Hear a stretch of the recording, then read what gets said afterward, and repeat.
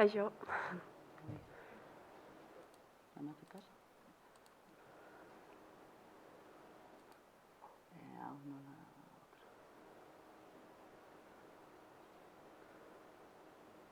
Beia nola, modu pantalla. Ja, eske Windowsen... Modu pantalla completa.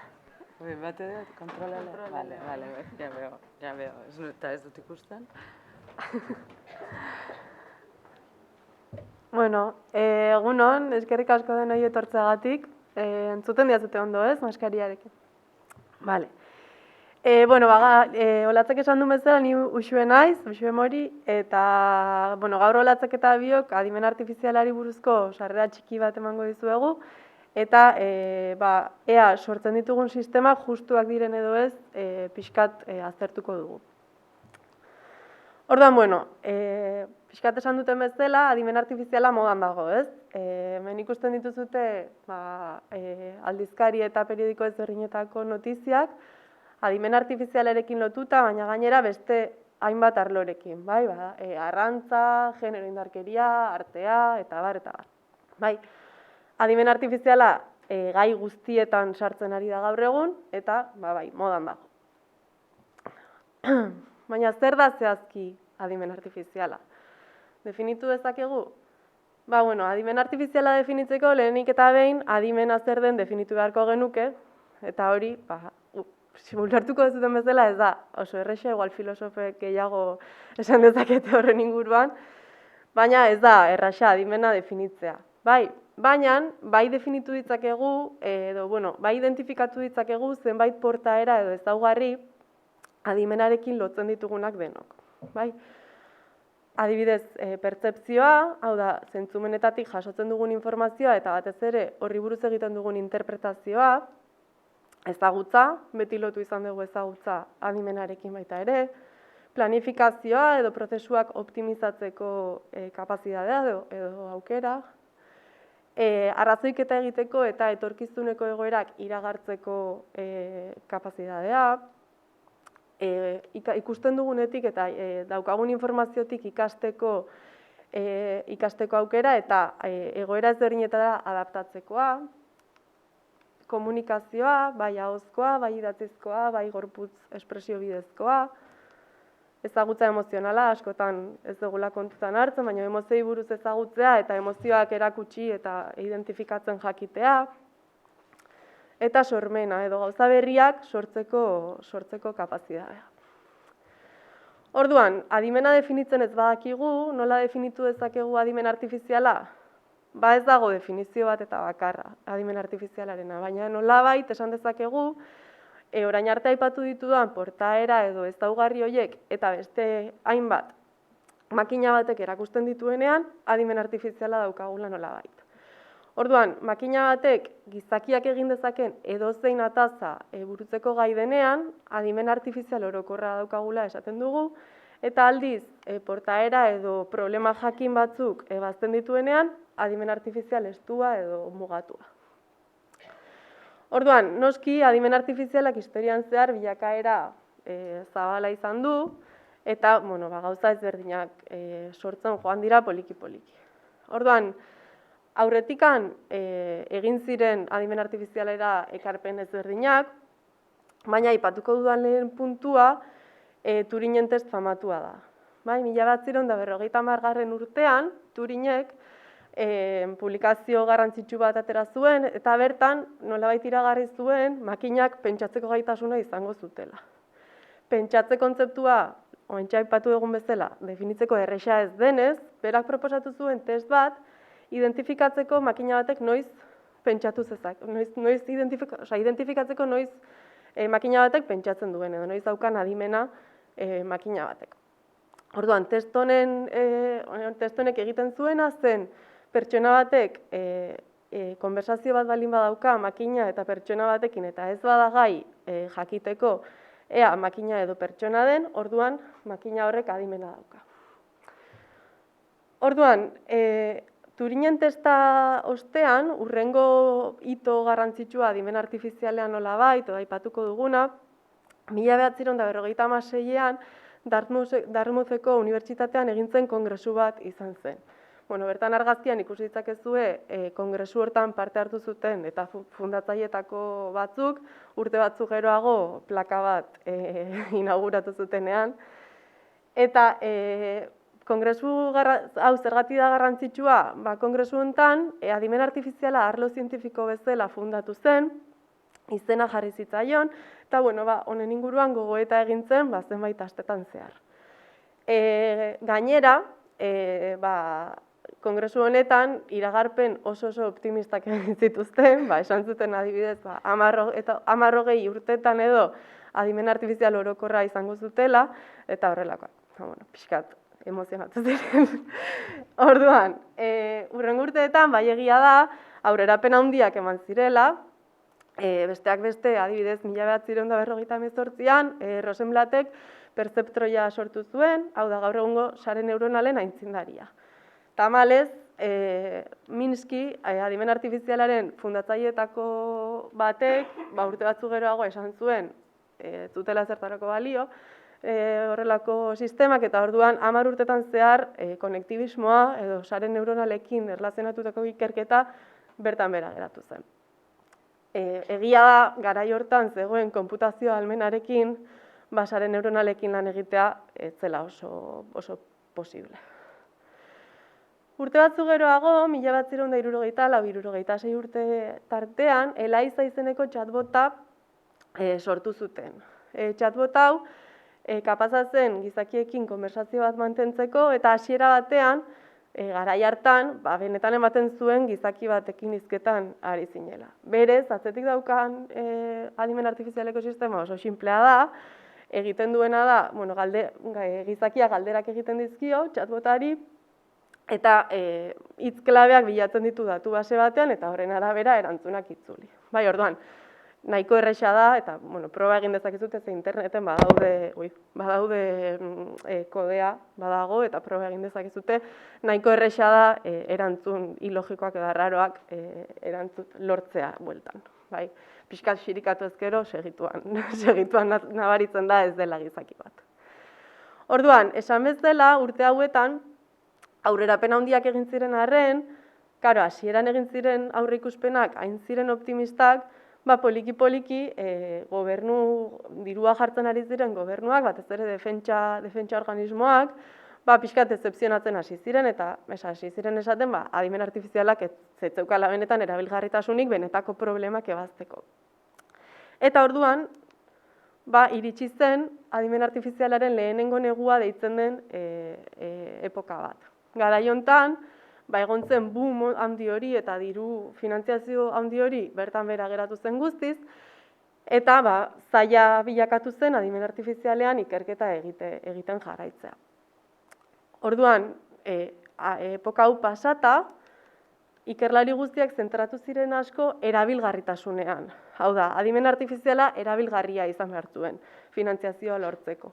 Orduan, batez ere, Japoneko gobernuak bultzatuta, berriro ere boom handia sortu zen adimen artifizialaren inguruan, batez ere, argazkian ikusten dituzuten bezalako sistema aditu izeneko sistema mota batzuen inguruan.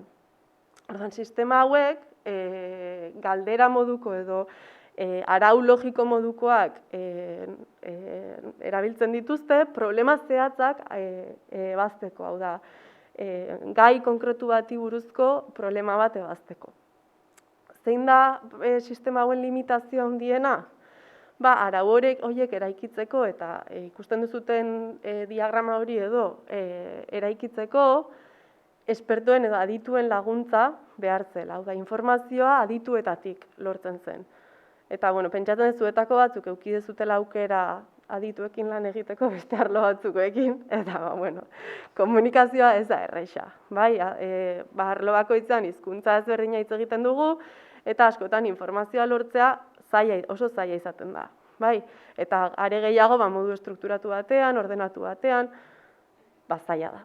Orduan, berriro ere, boom handia sortu zen sistema hauen inguruan, ze hasiera batean ikusten zen nolabaiteko erabilgarritasuna zutela, problemak ebazteko, Baina poliki-poliki hasi zen ikusten, adituetatik informazioa ateratzea zaila zela, eta orduan limitazioak zeuzkatela sistema hauek.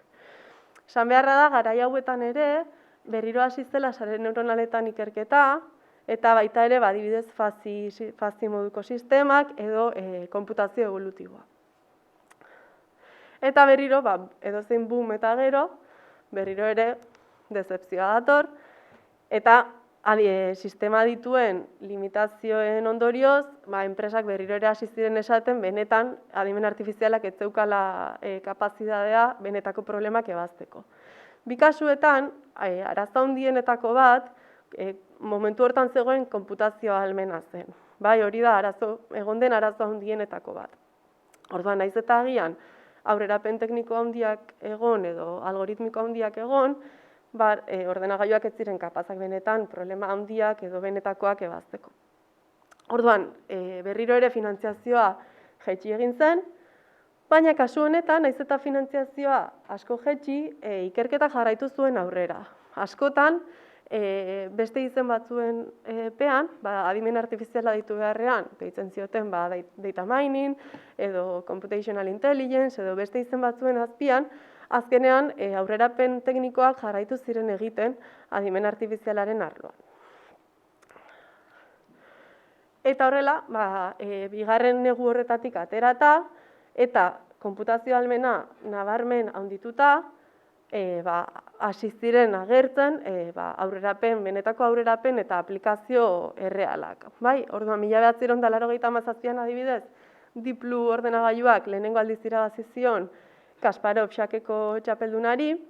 Honen atzean dagoen paradigma ez da benetan super paradigma berritzailea adimen artifizialaren aldetik, zeukan misterio handiena zen ordenagailu hori kapaza zela segundu bakoitzean milaka jokaldi prozesatzeko. Eta orduan horrek egin zuen asko aurreratu ahal izatea zenbait gauzetan. Gainera, momentu hontan egin zen mentalidade aldaketa edo izan zen adimen artifizial orokorra bilatu beharrean, ja pixka bat hori alde batera utzi zen eta hasi ginen zentratzen problema konkretuetan. Orduan, problema konkretuetan zentratuta eta konputazio ahalmena hainbeste handituta, hasi ziren lortzen aplikazio eta problema ezberdinak ebaztea hainbat eremutan, medikuntzan, bankuen munduan, industrian eta bar. Eta gaur egun zer? Gaur egun datuak lortzeko eta prozesatzeko ahalmena oso handia daia da, eta sortu dira honen ondorioz arlo berriak adimen artifizialaren barruan, taza oso konplexuak ebazteko aukera ematen dutenak. Alde batetik daukagu big data, hainbesten zuten den big data hori, eta bestalde deep learning deitzen den beste arlo hori, periodikoetan eta asko agertzen den hitz horiek. Orduan, big dataren helburua izango litzake nolabait, datu kantitate masiboak jaso, prozesatu, eta haietatik informazio erabilgarria ateratzeko ereduak eraikitzeko teknologiak sortzea, eta deep learninga zentratzen da sare neuronaletan. Eta imaginatu dezakezuten, edozein ataza burutu dezaketen sare neuronal hiperkonplexuak eraikitzeko gaitasuna dago gaur egun. Beste egunean, ezakit ikusi duzuten periodikoetan, ezakin nola ditzen den, baina sare neuronal bat edozein testu jarrita, pertsona bat aurpegian makarroiak dituela eta buruan txapel bat horia. Eta irudia sortzen dizu eta benetan sortzen du, ulertzen du esaten diozuna, ulertu, eta sortzen du nahi duzun irudia. Orduan, imaginatu dezakezuten iaia edozein gauza egin ditzakete horrelako sare konplexuak. Orduan, nun dago gaur egun edo, nun topatu dezakegu adimen artifiziala? Hitzaldi hau prestatzen hasi nintzenean, egia esan, jarri nituen adibide tipikoak, gomendio sistemak, bideojokuak, ikusmen artifiziala, eta esan, zer rollo, betiko berdina. Orduan, hasi nintzen, esan, saiatuko naiz beste adibide pixkat diferenteago eta pixkat humanoago batzuk bilatzen. Ze badaude eta beti matitugu adibide berdinak, ez oso estimulanteak. Orduan, bueno, lehenengo adibidea baita nahiko tipikoa, baina ez horregatikan nik uste dut oso garrantzitsua dela, eta da adimen artifiziala nola erabiltzen den osasungintzan. Okurritzen zaigu lehenengo adibidea da diagnostikoak egiteko, adibidez argazkian ikus dezakezue biriketako kantzerra diagnostikatzeko sistema bat izan zitekena, baina bueno, jakin osasungintzan beste hainbat gauzetan ere erabiltzen dela, adibidez medikamentuen kantitateak eta dosiak kalibratzeko automatikoki, diabetesean intsulinaren maila kontrolatzeko, eta bar. Bai, orduan, oso aplikazio garrantzitsua daude osasungintzaren arloan. Bigarren adibidea aurkitu nuena, zen aplikazio bat, mobil konpainia handi batek sortua, eta da aplikazio bat haurgorrak alfabetizatzen laguntzeko. Bueno, azkenan irakurtzen ikastea lan handia da edozein umerentzat, baina entzumen arazoak dituzten haurrentzat askoz problema handiagoa. Bai, aplikazio honek egiten duena da edozein ipuin edo liburu mobilaren bitartez ikusten badugu, aplikazioak agertzen den testua itzuli egiten du zeinu hizkuntzara eta azpian agertzen diren hitzak azpimarratzen dijoa. Eta horrela laguntzen die nolabait haurgorrei irakurtzen laguntzen. Beste aplikazio polit bat aurkitu nuena, zen adimen artifizialak erleei laguntzeko. Supongo jakingo dezutela, baina polinizatzaileak eta erleak orokorrean oso garrantzitsua dira nekazaritzarentzat eta ekosistemak mantentzeko orokorrean. Eta arrazoi askorengatik, denak gure erruagatik, geroz eta gutxiago daude. Orduan, The World Bee Project izeneko proiektu bat sortu dute, eta egiten dutena da erleen habitat inguruak eta sensorizatu, eta orduan lortzen dute informazioa, datuak lortzen dituzte erlei buruz eta erleen habitatei buruz. Datu horietatik informazio erabilgarria eta ereduak eraikitzen dituzte, eta adibidez iragarpenak egiten dituzte haien ongizateari buruz, haien ze epokatan dauden, eta orduan erabakiak har ditzakete haien bizitza pixka bat errazteko.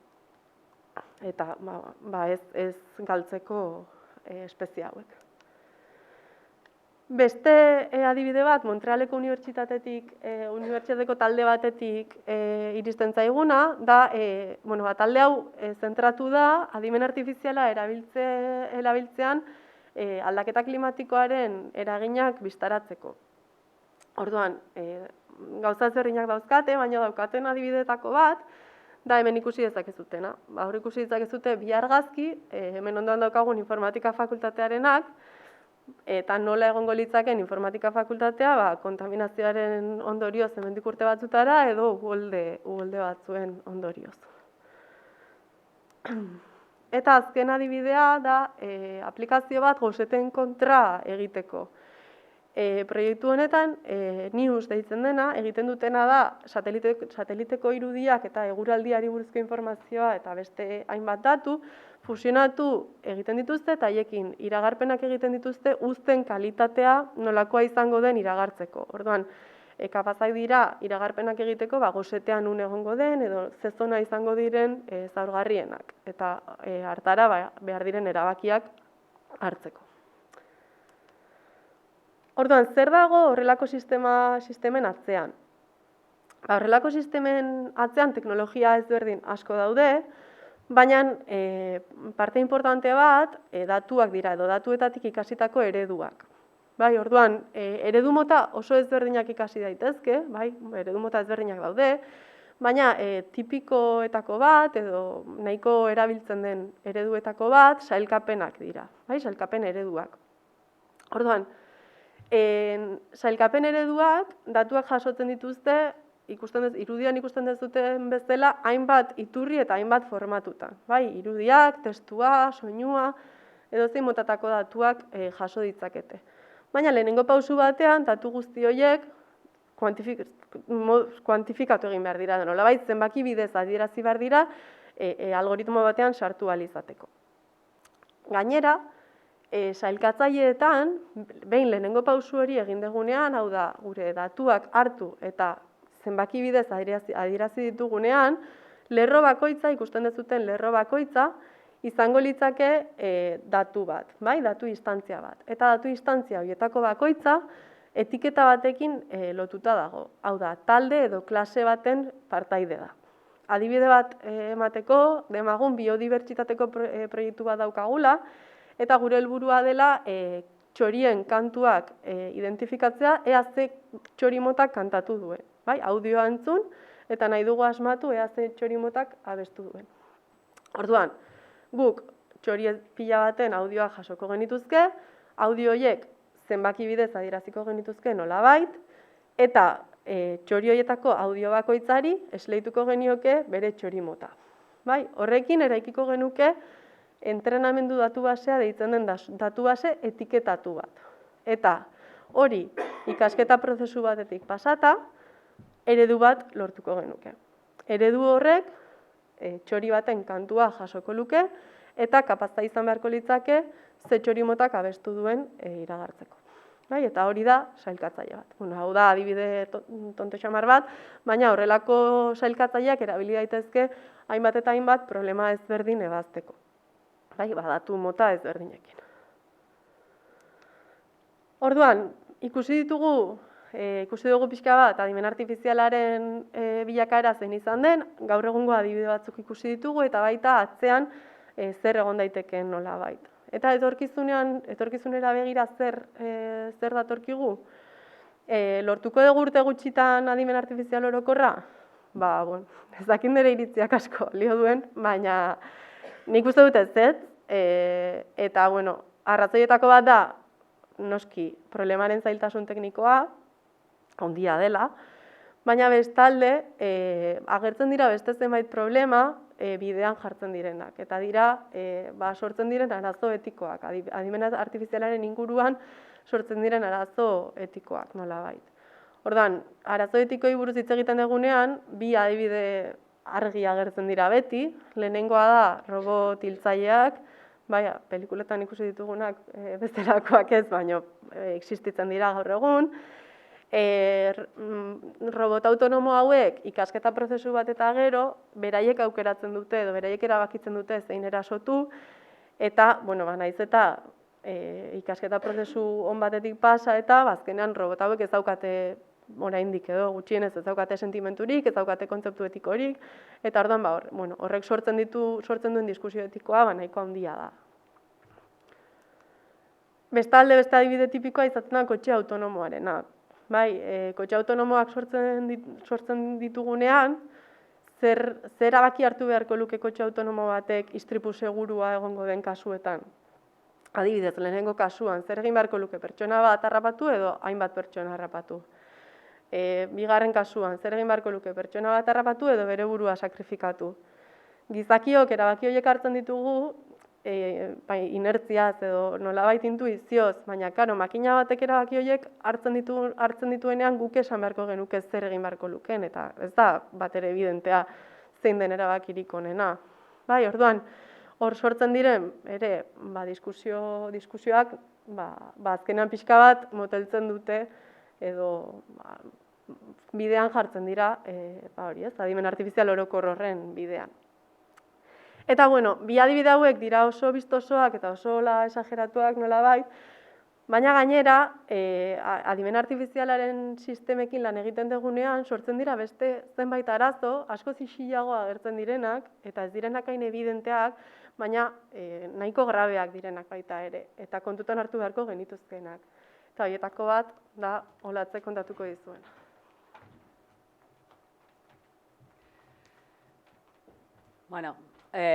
Uxuek esan digu, adimen artifiziala non nahi daukagula, egia esan, berak aipatu ditu adibide batzuk, baina aplikazio pila batetan erabiltzen da, eta gainea gure gaineko erabakiak hartzeko askotan adibidez ez, eta orduan, garrantzitsua izango da pentsatzea sistema horiek justuak ote dian edo ondo funtzionatzea ote duten.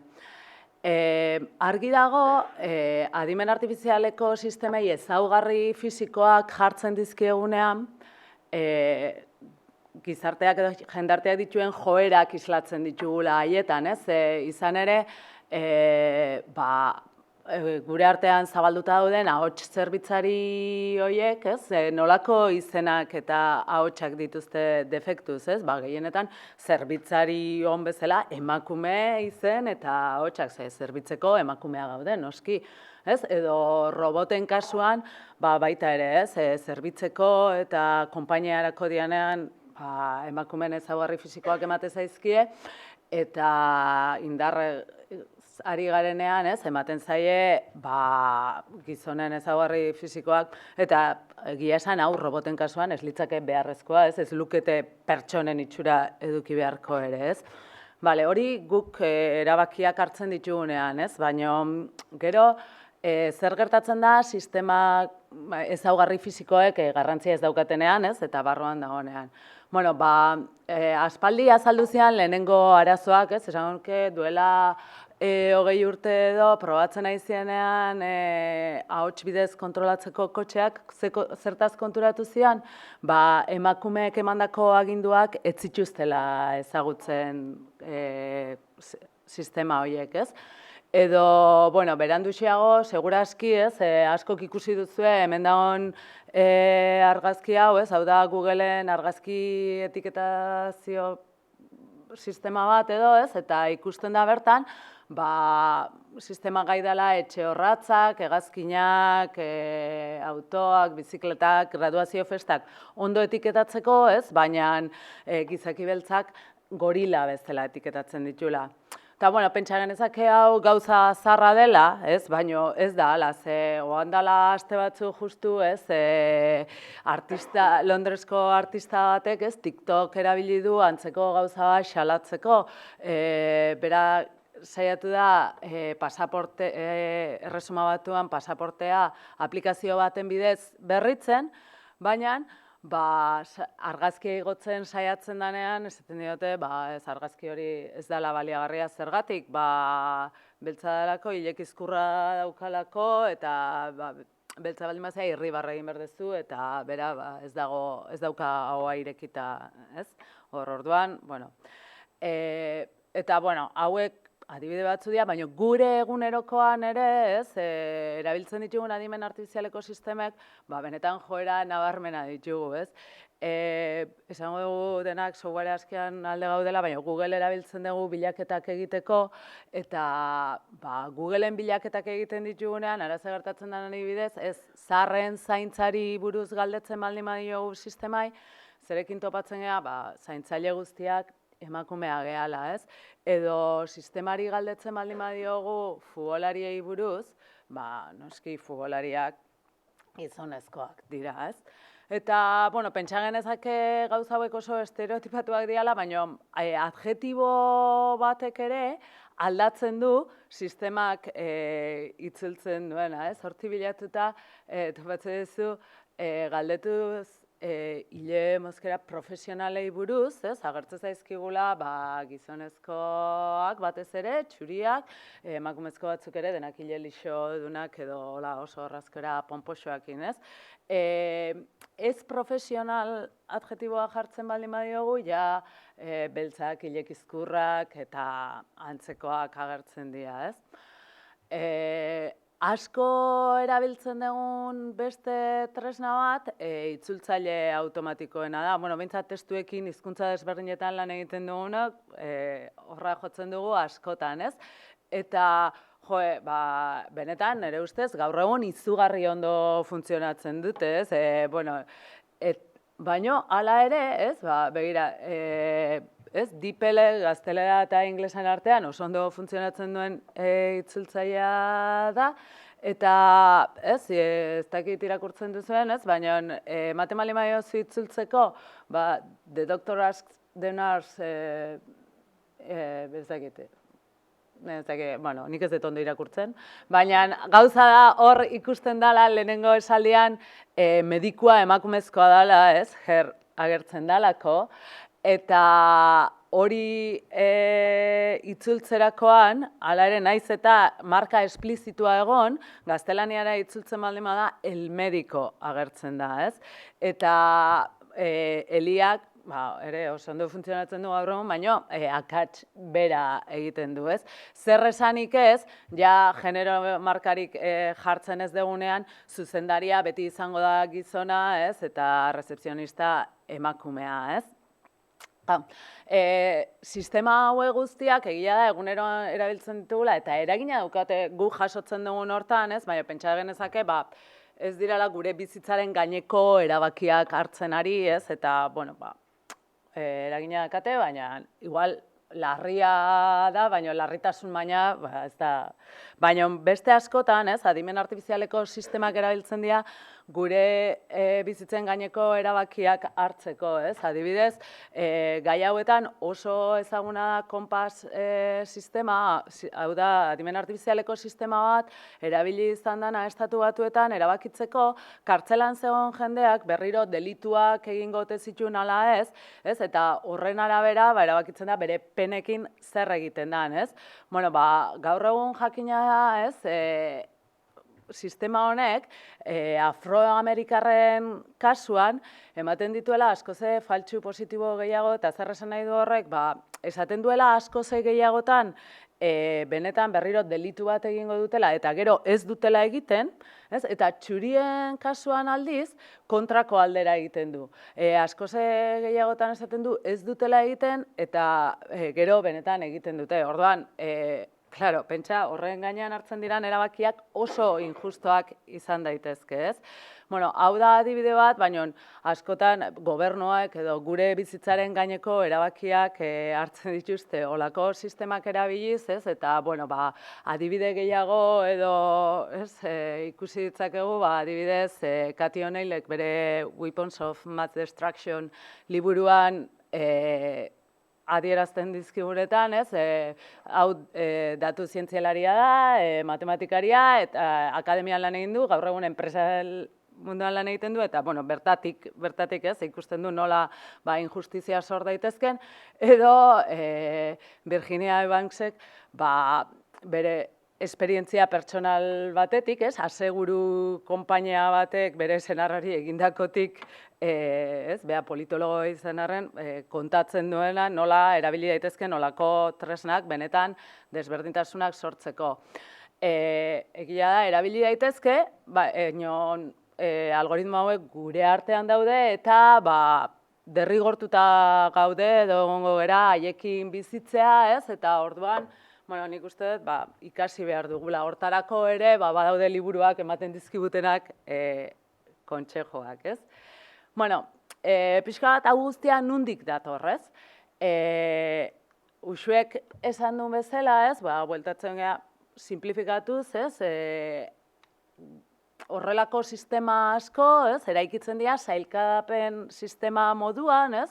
Eta pixka bat, hori, arazoa dator, hortik, datuetatik, ikastetatik, ez? Esan dugu, adimen artifiziala momentu batean egontzala zentratua, pertsona dituen esperientzia jaso eta hori programetan islatzea, baina gero, etorri gea datuetara, ez? Eta, bueno, datuetara etorriz, adibidez, arpegiak errekonozitzeko zer erabiltzen da? Argazki pilo bat, ez? Aurpegien argazki pilo bat.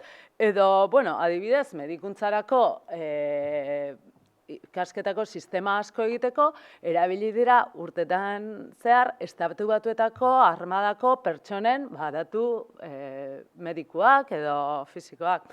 Eta noski, testuekin lan egiteko, zer erabiltzen da, digitalizatutako testuak, izango dira gaur egun Wikipedia, periodikoak, hainbat liburu, eta ez?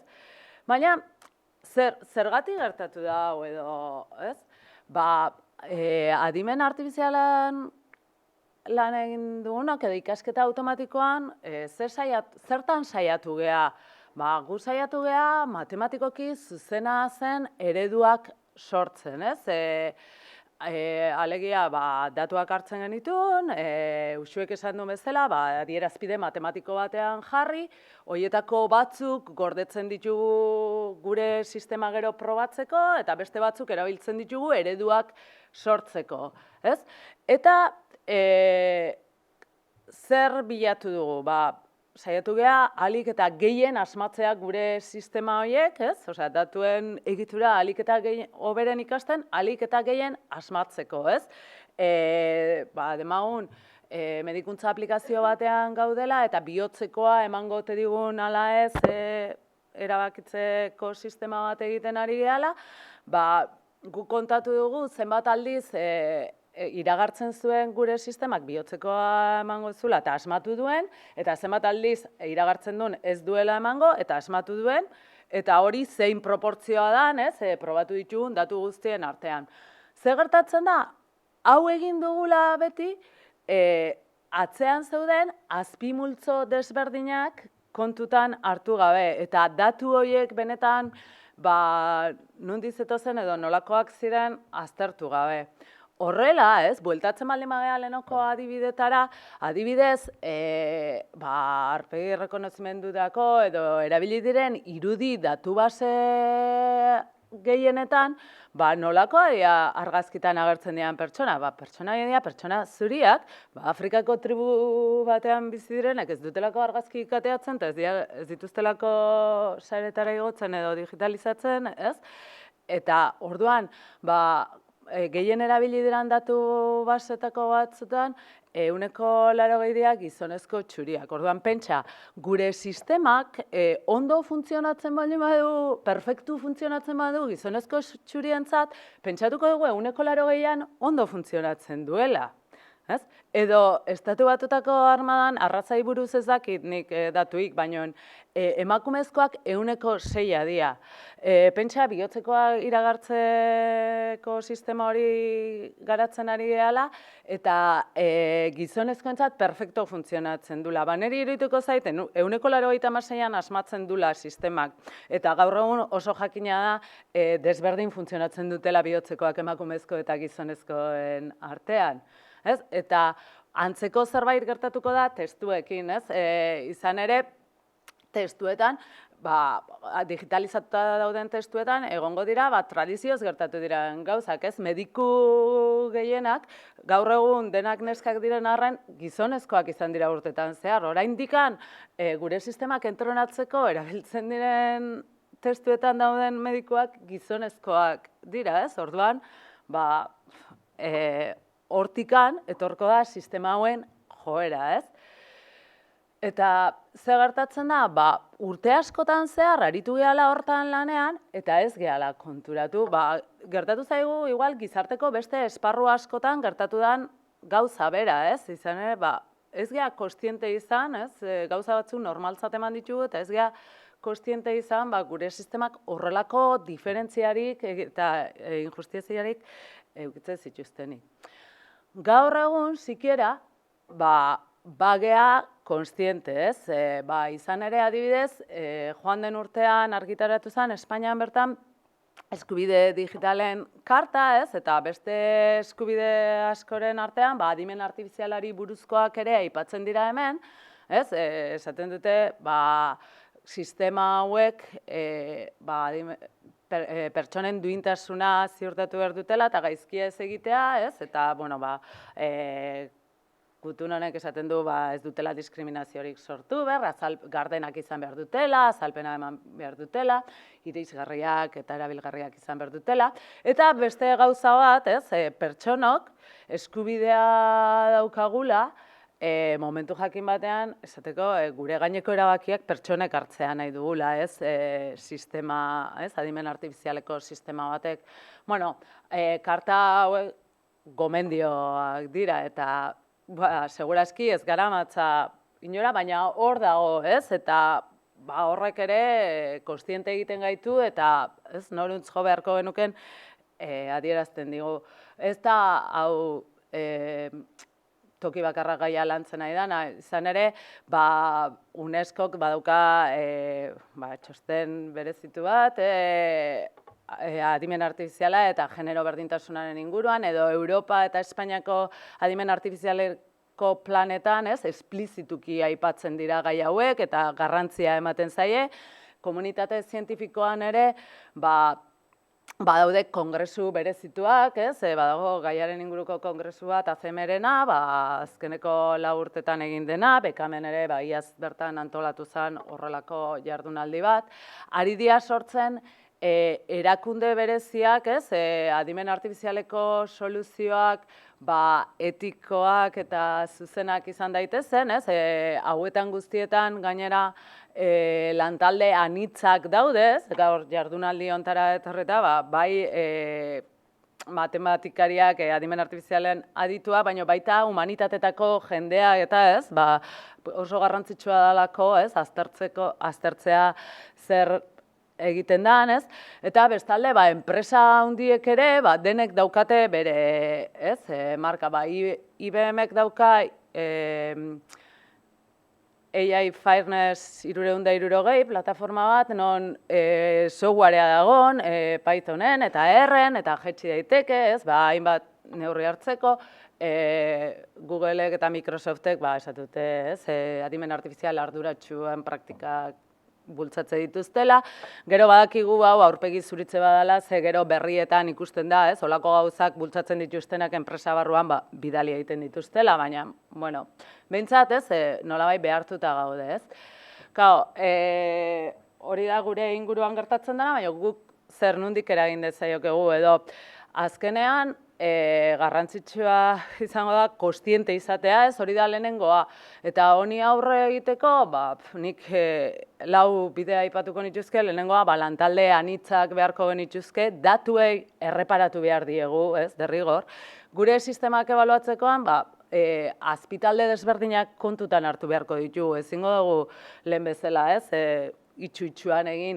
Eta bestalde, saiatu beharko dugu, ikasketa automatikoko eredu horiek ere egokitzen neurri batean, Egia da ez daukagula erronka erresa, adibidez, lantalde anitzak, bizigean toki honetan, ez dut hitz egin nahi arrazei buruz, eta ez da beste dibertsitate batzui buruz, baina generoari erreparatzen baldin badiogu adibidez, ikusten dugu lanpostu teknikotan, bai Espainian, Europan, bai munduan, emakumezkoak gutxiengoa garela, eta, ja, aginte postuetan, are gutxiago, Eta, okerrena da, informatika ikasketetan ere, hori oso nabarmena dela, eta horrek etorkizuna pixka bat beltz jartzen digula.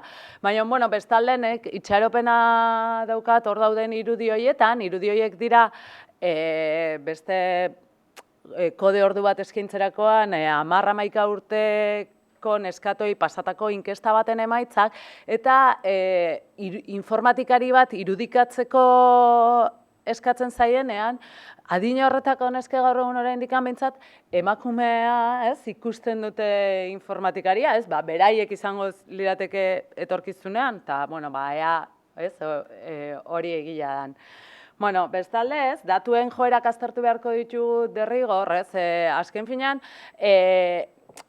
hainbeste hau jeuki du adimen artifizial honek datu pila bat digitalizatuta egon direlako, baina askotan datu horiek digitalizatu dira pentsatu gabe zertarako zer, eta gero erabilin dira besterik gabe zuzenean, benetan garrantzitsua izango da aztertzea zer daukagun gure datuetan, bestalde datuak beti dira azpimultzo bat, da honarena, oso argia da argazkien adibidea, datuak dira eskuragarrien daudenak izan dira askotan, eta hortikan, gero ondorioak egon daitezke, edo datuak behatzaileak ere, eduki ditzake aurre iritziak, osea, famatu izan zen tipo bat, naiz gogatzen zemendean, demostratu zuna Inglaterran, familia pobretako aurrak adimen gutxiago zeukatela edo, eta iritsi zen demostratzea gero, eta hortikan eskola sistema aldatu zuen, guk ere behatzaile geanean, hortan eragin dezakegu, osake kontu zibili beharko dugu. Gero, sistemak aztertzean, hori, kontutan hartu beharko dugu, portaera matematiko egokiena, baizik eta nahiko dugu sistema justu bat eukitzea. Gertatzen dena da, honen definizio bakarra ez dela existitzen, oso zaila da esatea zer den sistema justu bat, Pentsa, jar gaiteze, banku batek kredituak emateko sistema bat eman edo ez, erabakitzeko sistema bat egiten duenean, justua zer dan, oso desberdina izango da bankuaren ikuspuntutik, edo prestamo hori eskatzea doanan ikuspuntutik, ez? Orduan, batek optimizatu nahiko duna eta besteak optimizatu nahiko duna oso desberdinak izango dira, ez? Edo, medikuntza aplikazio batean, segurazki oso desberdina izango da egoera, eta kasu honetan, medikuek esan beharko dute zein izan behar dan gure sistemaren helburua, ez? Zein izan beharko litzateken gure sistemaren irtera desiragarria. Baina, bueno, garrantzitsua da, ez? Jakitea, baditugula, lehenoa aipatu dudan asmatze tasa orokor hori hortaz aparte, ez beste neurri batzuk azpitalde desberdinak kontutan hartzen dituztenak, ez? Hemen pare bat aipatzen dira, ez? Parekotasun demografikoa edo aukera berdintasuna, ez? Lehenengoak bultzatzen du azpimultzo guztietan, ez? Klase batean sailkatzen ditudan pertsonen proportzioa berdina izan dadin, ez?